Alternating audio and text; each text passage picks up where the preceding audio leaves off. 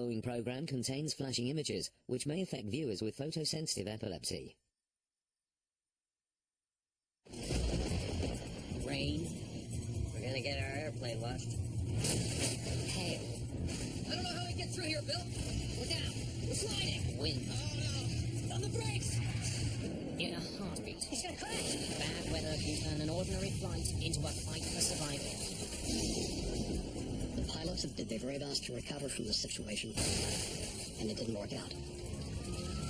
The right information, the right equipment can be the difference between life and death. Our four engines have failed.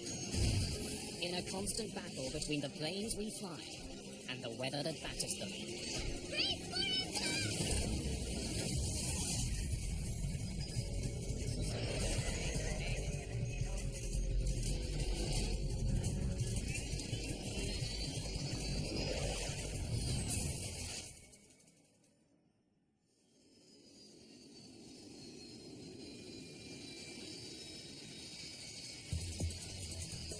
It's early December.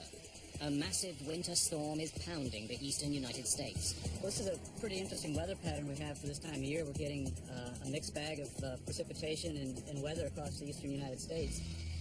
For most people, the winter weather is no more than an inconvenience. But for those who fly, the bad weather can be deadly. A Continental Airlines commuter plane with 48 people aboard crashed into a home in suburban Buffalo. No survivors. One person on the ground also killed. The plane was en route from Newark to Buffalo. It was raining with some sleet at the time. People are making life and death decisions every day based on the weather. Should I go or should I not go today?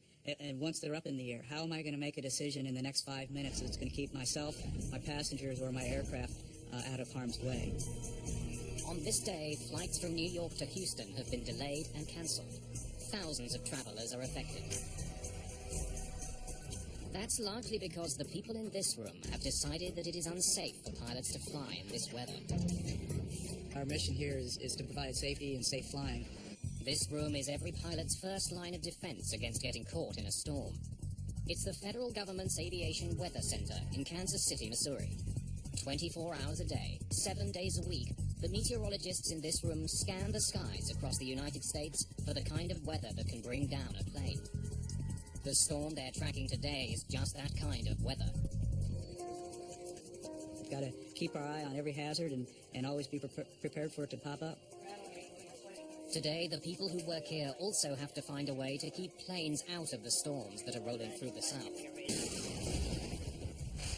Thunderstorms are a lethal threat to pilots. The clouds that contain them are massive. They're usually much too tall to fly over, and the weather inside them can be treacherous. In no instance does any aircraft want to go into a thunderstorm. Lightning strikes, hail can certainly damage the airframe, and in the extreme cases, there can be so much liquid precipitation in that thunderstorm that it'll cause a jet engine to flame out. The meteorologists here understand the danger of thunderstorms, and one devastating crash has taught them much of what they know. It's April the 4th, 1977. Good afternoon, sir. Good afternoon. Please, your boarding pass, please. Southern Airways Flight 242 is bound for Atlanta, Georgia. Just down the aisle on the right, sir. Enjoy your flight. Thank you. Boarding pass? Here in the United States, the weather in the southeast usually consists of high humidity and high temperature. That's a perfect recipe for thunderstorms. It was raining in Huntsville, and they said, oh, it's going to be some bad weather, don't serve. So we did not serve from Huntsville to Atlanta, which is a very short route, and we were delighted not to be serving. Aircraft dispatchers provide flight crews with pre-flight weather information. Looks like you guys got a good look at it. Sure thing. Have a good one. That weather was 2 hours old. It was no longer updated. I was a little surprised that we took off when we did. I really thought we'd taxi out to the end of the runway and hold for a while because the weather looked so bad. But we taxied out and immediately took off. Before the pilots get very far, they receive an ominous weather warning from air traffic control. Southern Airways 242, I'm painting a line of weather which appears to be moderate to possibly heavy precipitation. Starting about 5 miles ahead. Okay, we're in the rain right now. It doesn't look much heavier than what we're in right now, does it? Back in 1977, pilots were more reliant on their own skills, abilities, and knowledge than they were on air traffic control. In this particular instance, they had onboard weather radar. I can't read that. This looks like rain, Bill. What do you think? There's a hole. There's a hole right there. That's all I see. Pilots use their radar to avoid bad weather. They stay away from regions that are illuminated on their display screen. Coming over, we had pretty good radar. I believe right straight ahead. There. The next few miles is probably the best way we can go. So between that information and looking out the window, they were able to make what they believed were the right decisions about traversing the weather. As the pilots of Southern Airways Flight 242 attempt to carve a path through the thunderstorms, they encounter a wall of storm cells. It looks heavy. Nothing's going through that. The storm closes in on the aircraft. That's a hole, isn't it? It's not showing a hole, is it? The gap between the thunderheads the pilots thought they had seen on their radar no longer seems to exist. Pilots don't like thunderstorms in any way, shape, or form, only because it poses a threat to the safe operation of the airplane. Because of the high velocity winds, the potential for hail, wind shear, that all has a dramatic effect on the capabilities of not only the pilot, but of course the aircraft as well.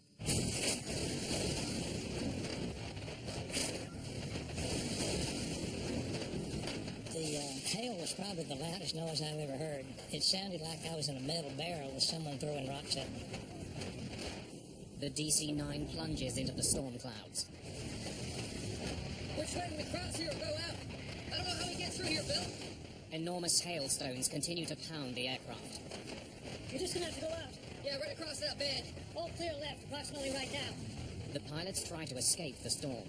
They use their radar to guide them through it. I think we can get across there. But their radar is deceiving them. What they think is a hole is in fact the most intense part of the storm ahead. The pilots of Southern Airways 242 ended up flying into an environment where multiple thunderstorms came together and created a line, or what they call a squall line. That's an area of fast-moving thunderstorms. The weather system is moving very quickly, and that created not only tornadoes, but high-velocity winds and hail. Okay, 242, we just got our windshield busted. We'll try to get it back up to 15. We're at 14. While I was looking out at the front of the left engine, I could see the hail continuing to put more and more dents into the cowling around the engine and into the cone in the center of the engine. And the engine was starting to make sounds like it was squealing. The torrent of hail and water overwhelms the engines of the DC-9. It clogs the critical airflow passages and causes the engines to break apart. Left engine won't spool. Our left engine just cut out. You say you lost an engine and busted a windshield? Yes, sir. My God. The other engine's going too. Got the other engine going too. Southern 242, say again. Stand by.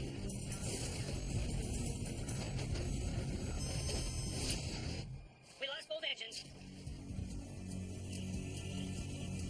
What happens next leads to one of the most horrific crashes in aviation history and spurs fundamental changes to the way weather forecasts are made.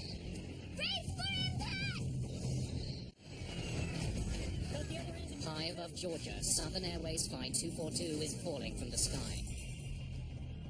We lost both engines. This DC-9 is a glider, and it's falling at 56 feet per second. They're at 14,000 feet. They don't have a lot of time. I realized I was in an emergency situation, and I felt like I was going to die. But I decided I would do everything I could to try to help my chances. The plane emerges from the storm with 2 dead engines. Get those engines started.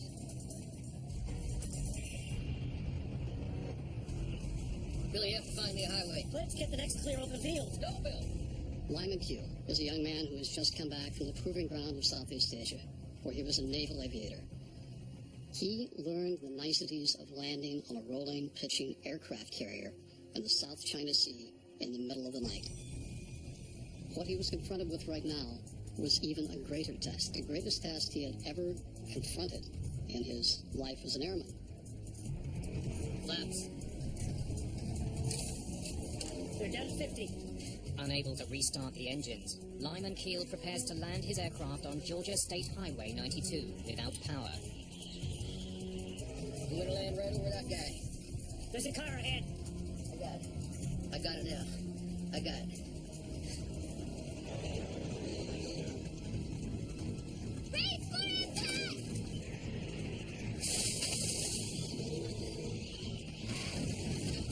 The aircraft touches down on the highway running through the town of New Hope, Georgia.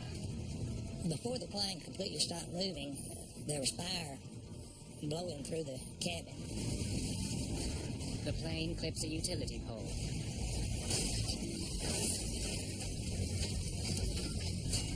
And slams into a gas station. Where I found myself after we woke up, sort of indescribable. And I could see a crack of light, and I thought, I'm going through that crack of light. Hell or high water.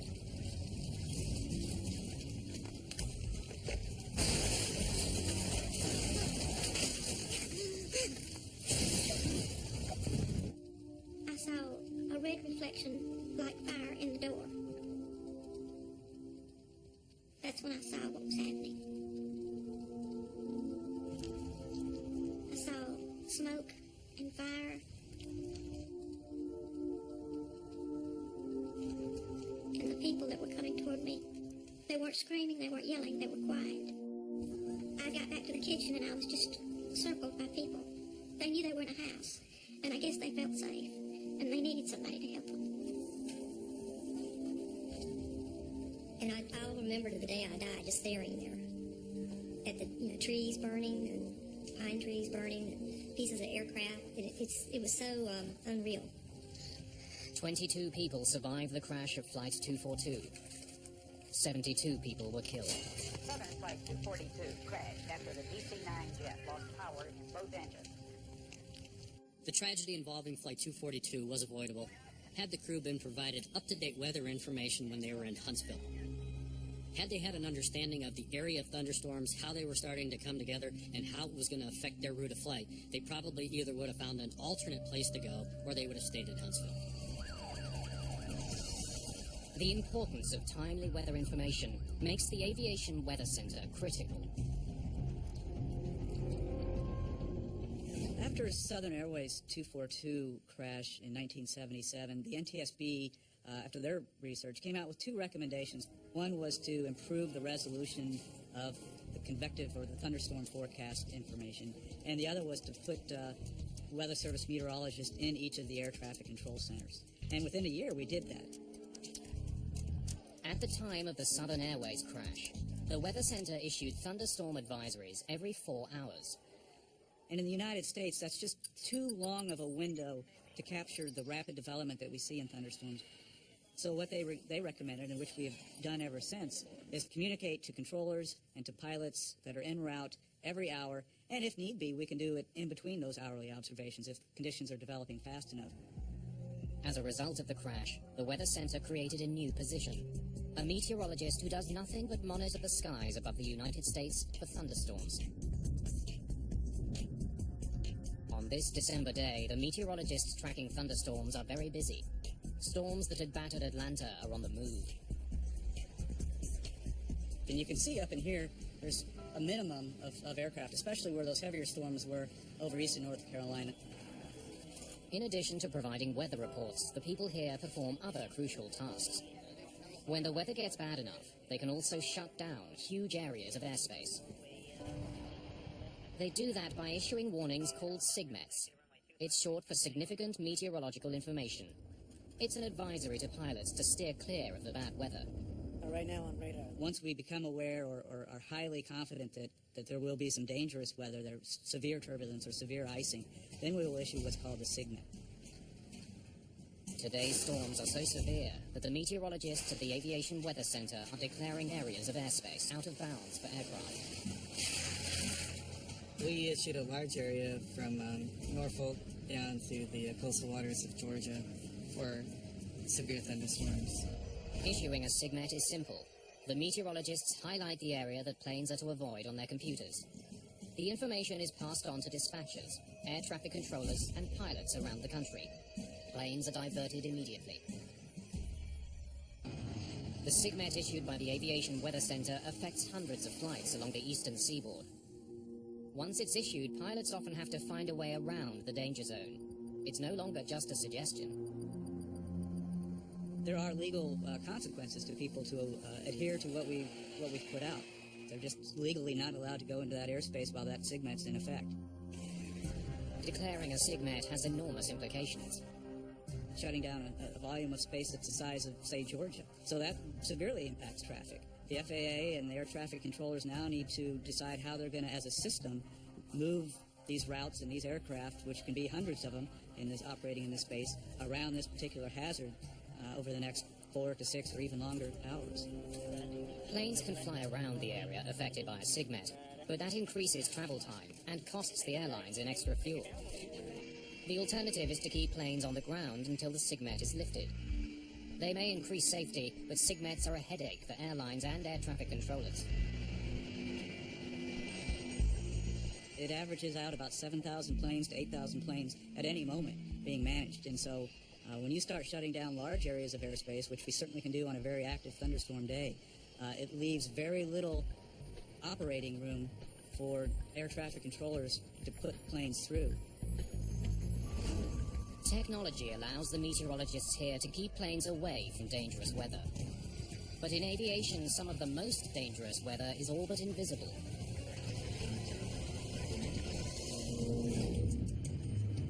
August the 2nd, 1985. 10-degree flats, please. Delta Airlines Flight 191 is approaching Dallas-Fort Worth International Airport. Contact departure when airborne. Texas heat has turned into afternoon storms. Traffic at the airport is beginning to back up as the weather gets worse. We're gonna get our airplane washed. What? We're gonna get our airplane washed. Nothing seemed unusual other than the fact that we were starting to get busy and aircraft were starting to pile up. Tower, Delta 191 Heavy, out here in the rain. Feels good. 191 Heavy. We're not getting any bad warnings from the weather or from other pilots, which we rely on as they come through it. As the pilots of Delta 191 prepare for landing, the rain begins to fall harder. It seemed like the closer we got into DFW, the worse the weather got. And it was turning into the rain instead of going around it. At the foot of the runway, one of the most ferocious types of storm clouds stands in their way. Before landing check. Landing gear. Down, 3 green. At the time, the type of storm the Delta crew is approaching barely has a name. John McCarthy is one of the world's leading experts on these storms. It is a tiny thing, meteorologically speaking, compared to a big storm or a snowstorm or a hurricane. It's just like a needle in a haystack. The needle is a microburst, one of the deadliest and at the time most poorly understood weather phenomena. They've taken down airliners before. But as Delta 191 makes its approach, there are no warning systems that can effectively alert the pilots of the danger they're in. Prior to 1985, the radars on board the aircraft were built to detect thunderstorms, essentially heavy areas of precipitation. They were not effective. They were not even designed to detect the microburst. If you're at the kitchen sink and you turn on the water and it goes straight down and it splashes out in all directions. And that's kind of what a microburst is, except that it is extremely bad news if you're an airplane flying through it. When a plane hits a microburst, it encounters a complex and powerful set of conditions. Downdrafts and tailwinds batter a plane. It's a deadly combination. At its maximum strength, it's no more than 2 miles across, and it lasts no more than 15 minutes. So if you look at that little space and time window, it's very small. And so the probability of hitting one is low. Just short of the runway, Delta 191 flies into the microburst. We're going to lose it all of a sudden. There it is.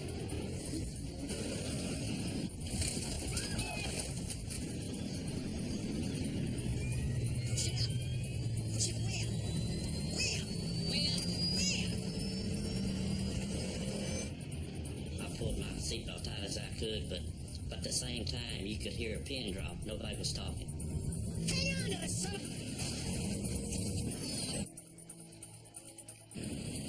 He's gonna crash.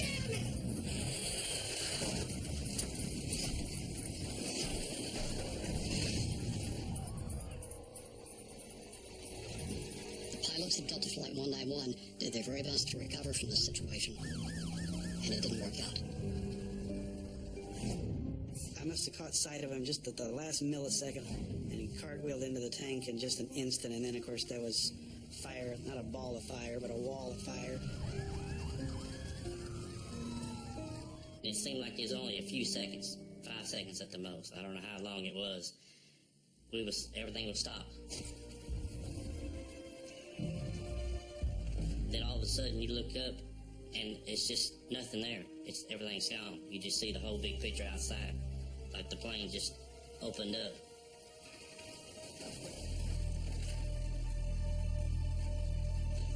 People just thrown around on the ground. Some were clothes on, some without clothes on, some were burned. Just 27 people survived the crash of Delta 191. 137 people are killed. I had seen death before as a medic in Vietnam, but it had never been aimed at civilians, and certainly not on a mass casualty situation, and certainly not this suddenly. It's hard to blame the aircrew. Their job is to avoid thunderstorms, and there's probably a forecast for thunderstorms every day at Dallas in the summertime. Which ones do you avoid? And it's a very difficult problem. After the crash of Delta 191, the Federal Aviation Administration races to develop technology that can prevent microbursts from killing again. If there is one crash that we can look back on now and say, this made things safer because we learned from it, it was Delta 191. One of the most important lessons, that the technology in use at the time simply wasn't good enough. What we found out is that Doppler radar, which is on the ground, is incredibly effective in detecting microbursts. Unlike weather radar in use at the time of the crash of Delta 191, Doppler radar can also detect the direction of winds inside a storm. If you look through the Doppler radar, you see a part of it that's going away from the radar and a part that's coming towards the radar. And if it's small, it's absolutely a microburst. It can be nothing else. So it has what we call an unambiguous signature of a microburst, which means we got it. When the Doppler radar system at an airport detects a microburst, it sends an alert to air traffic controllers. The controllers relay the warning to pilots on approach. Flight 236, microburst alert. 509 knots. 1 mile final. Say intentions. After the crash of Delta 191, terminal Doppler weather radar was installed in airports across the United States. Dallas-Fort Worth was one of the first to apply the system. But technology is only one link in the chain. Sometimes, even with all the right information, pilots make disastrous decisions. There's your big wad diddly. Yeah, we gotta get over there real quick. This December day's been a long one for thousands of airline passengers across North America. A winter storm is moving across the southeastern United States. The meteorologists at the Aviation Weather Center have shut down a large area of airspace. Hundreds of flights have been grounded or forced to divert around the storm. But shutting down that airspace doesn't take the pressure off. If thunderstorms do start to develop and become very strong and organized, we can't let that distract us from other hazards such as icing, turbulence, or even strong surface winds or low-level wind shear. The meteorologists here can see troubling weather ahead and let pilots know how to avoid it. But sometimes what pilots do with that information can lead to disaster. June the 1st, 1999. American Airlines Flight 1420 has been delayed by weather. Dispatch, please. Yeah, it's my Colorado. Storms threaten this flight's destination, Little Rock National Airport in Arkansas. The pilots of 1420 had received a briefing from their dispatch department about all of the thunderstorm activity that they were going to encounter between Dallas and Little Rock. They were also warned about the fact that because of the fast-moving weather system, that they would be entering into an area called, or what was characterized as, the bowling alley.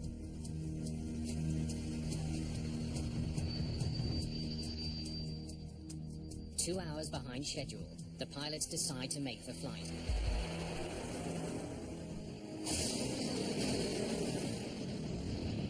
They race to fly through a gap in the storm system.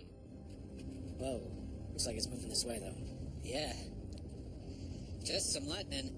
Straight ahead. I think we're gonna be okay, though. Right there. Yep. Right down the bowling alley. As my friends would say, California cool. Cool.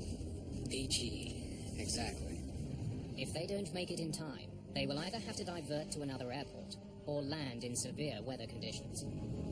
They were made aware by dispatchers that they were going to have to get into this alley or this area of clear weather, and they didn't have a lot of time to do it.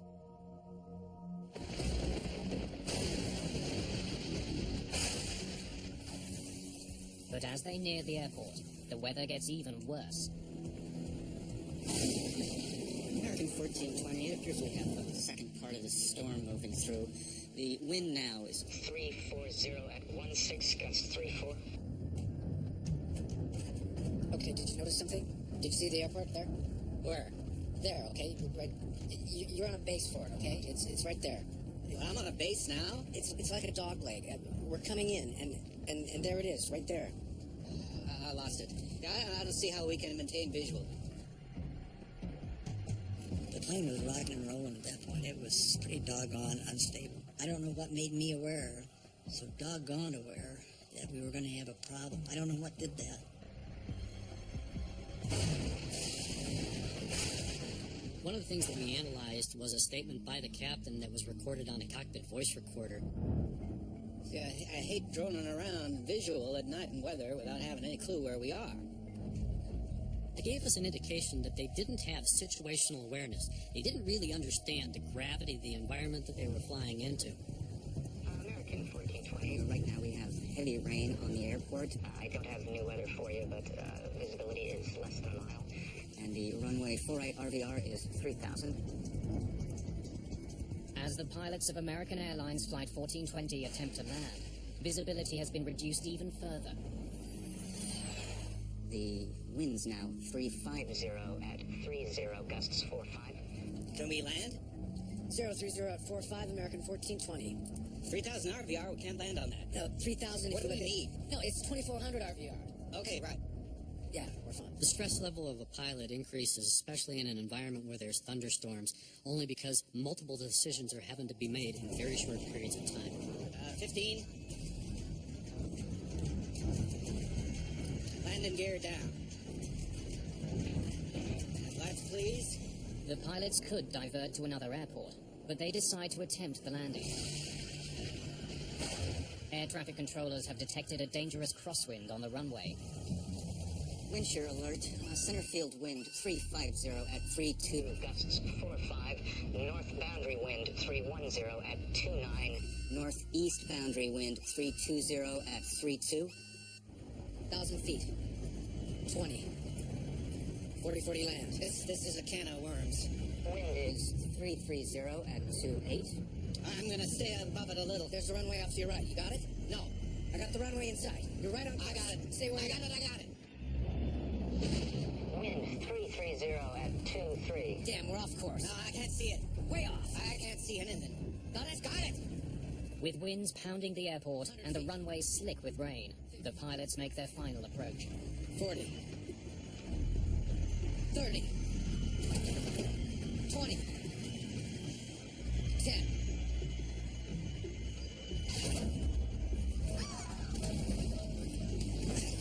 We're down. We're sliding. Oh, no. They lose control of the aircraft as they speed down the runway.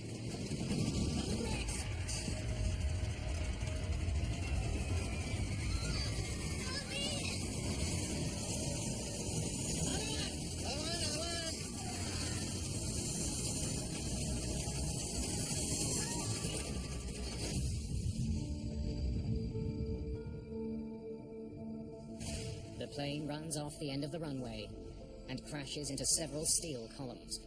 Well, I knew I was not going to die in that thing.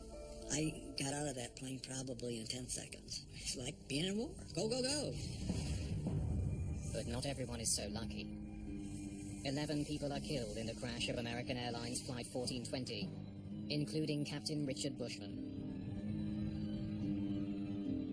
Did they really know what they were getting themselves into? That was a key point for us as investigators. They went into an environment that was detrimental to their safety. The National Transportation Safety Board rules that the pilot's decision to land at Little Rock Airport was the primary cause of the accident. On the day of the crash, the pilots of Flight 1420 had to rely on controllers to relay information about conditions on the runway.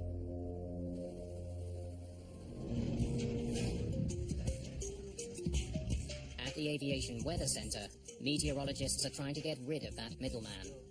We can provide a picture right in the cockpit, and the pilot can navigate looking at a picture as opposed to trying to translate some words that they've heard read to them over a radio. They can see what the hazard's going to be in relation to aircraft and start making decisions immediately, as opposed to decoding, drawing where that hazard is, thinking about where they are in relation to the hazard, and then trying to make that decision. It will speed up the process.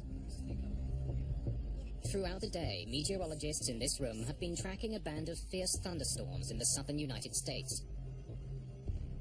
Those storms are beginning to die down. Meteorologists have started to reopen airspace they had previously closed. Air traffic is returning to normal. The thunderstorms in the southern United States are dying down. But the meteorologists are now keeping a close eye on a very dangerous new development. A volcano south of the United States. Volcanic ash clouds can be a hazard and do a lot of damage to the aircraft and to engines.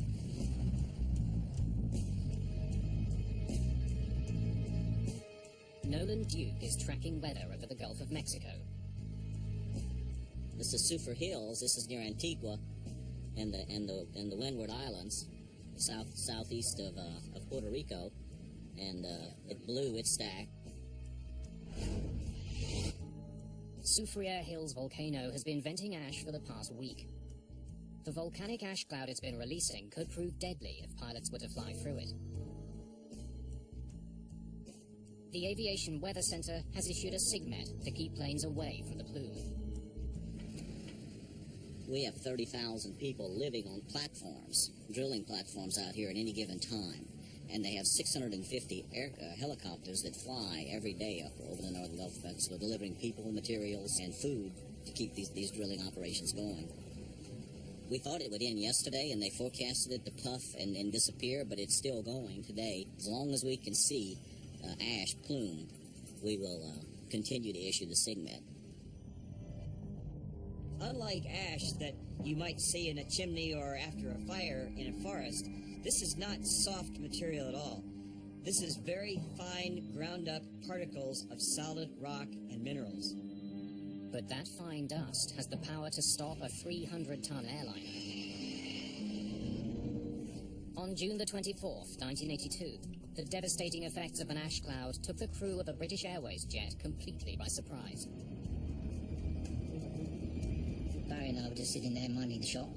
Pitch dark night, of course, and then we started to get these pinpricks of light on the windscreen. Mount Galungung on the island of Java has erupted, but no warnings have been issued to pilots. When the 747 flies into the cloud, it collides with the volcanic ash particles inside. The friction creates a bright shimmering glow on the windscreen. Because it's such a dry environment up there, that frictional electrification produces the glow that we refer to as St. Elmo's fire. Same on my side. But the crew had no idea what they were looking at. This light show, if you like, had become more intense. In fact, we ended up sitting there with two sheets of brilliant white light in front of us in place of the windscreen. Passengers aboard the flight also see a strange glow around the plane's jet engines. Smoke begins to seep into the cabin around them. Volcanic ash has been sucked into the aircraft's ventilation system. With ash particles clouding the cabin and the aircraft lit up, The volcanic cloud deals its most deadly blow. Engine failure. Number 4. Fire action, number 4. Check the... The ash has snuffed out one of the jet's 4 massive engines. Closed. Start lever. Off.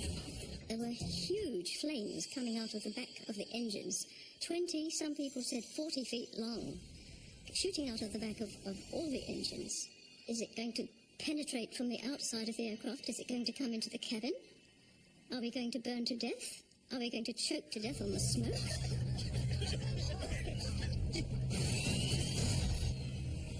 Number 2 engine squad. All right then, begin the engine shut. No, wait! What 4 engines have failed? The other 3 just went out almost immediately, and that's when it begins to be a serious emergency. A minute and a half, we've gone from 4 engines running normally to having none. The 747 is suddenly powerless, and it's quickly falling to the sea. Starting the engines has become the crew's only priority. But volcanic ash is making that task impossible. The temperature in the combustion chamber where this ash is flowing through are around 2,000 degrees centigrade. And so the volcanic ash we know melts at about 1,300, 1,400 degrees. The volcanic ash transforms into molten goo within the jet engines. The material blocks key air passages and causes the engines to surge and shut down. We've got a fundamental disturbance of the airflow in the main core of the engine, which caused the engine to backfire. And the engine's flamed out, and that was the cause of the problem.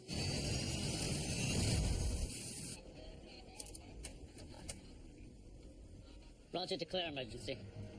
Mayday, Mayday, Mayday, Speedbird 9. We have lost all 4 engines out of 370. Without the engines, the 747 begins to fall from the sky. At an altitude of 35,000 feet, the pilots have less than half an hour before their aircraft will crash into the Indian Ocean. All right, begin restart drill. Battery. Check. On. The standard restart drill takes 3 minutes to complete. Anything? Anything? No. Again. All right then, from the top. Battery. The crew will have fewer than 10 attempts to start the engines. Fire switch. In.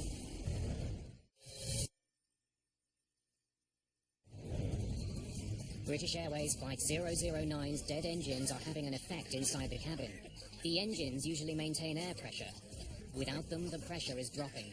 Passengers are having difficulty breathing. So, breathe normally, but I'm not deep. Standby power. Open. Cross-feed valve. In. Fire switch. Closed. We hadn't had any success with the drill at all, despite all the efforts we were putting in, but it was the only thing we had left to cling on to, so that's what we did. From the top again. Battery. Check. On. Standby ignition on. Start lever on. All right, are we getting something? It's not starting. Ladies and gentlemen, this is your captain speaking. We have a small problem. All 4 engines have stopped. We're doing our damnedest to get it under control. I trust you are not in too much distress. We had very few chances left of starting the engines before having to turn out to sea again, because we wouldn't have been able to clear the mountains on the south coast of Java. Then, with just 12,000 feet separating British Airways Flight 009 from the ocean, engine number 4 roars to life.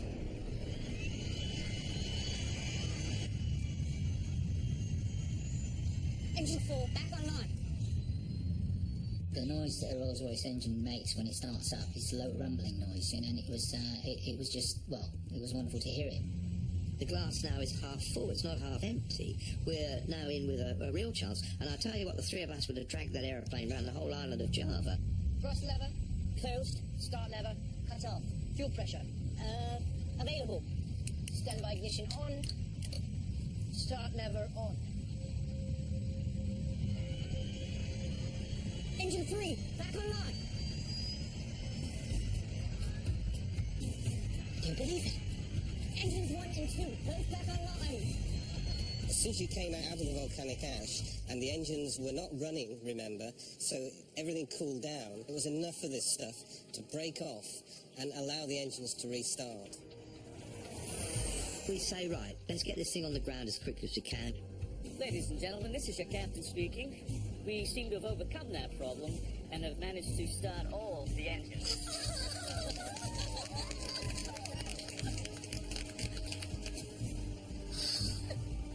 We are diverting to Jakarta and expect to land in about 15 minutes. British Airways Flight 009 landed safely. No one was injured, and an important lesson was learned. We have learned quite a bit, and we've incorporated this learning into pilot training. Pilots now, for example, know what signs to look for. After British Airways Flight 009's emergency landing in Jakarta, communications were improved between the geologists who watch volcanoes on the ground and the pilots who must avoid the ash clouds. During the day, they are plainly visible to pilots. And then at nighttime, they're relying a lot on their onboard radars, and that's not going to detect volcanic ash. Anything on the radar? No. So they're completely blind to it, and they just blindly fly right into the ash cloud.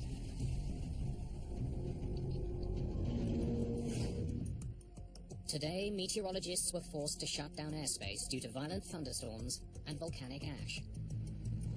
The weather on the East Coast is now clearing, and the volcanic plume is starting to thin.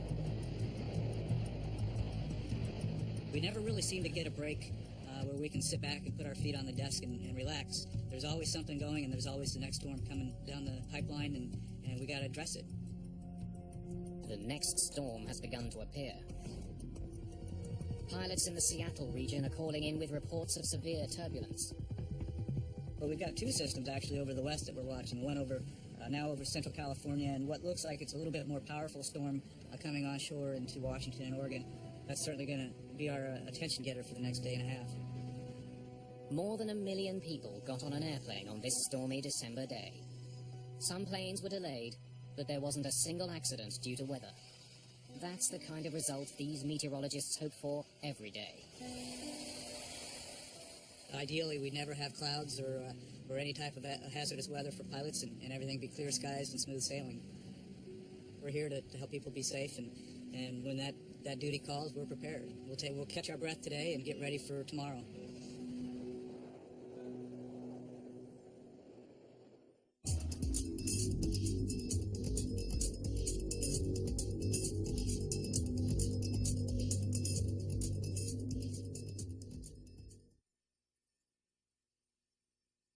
The second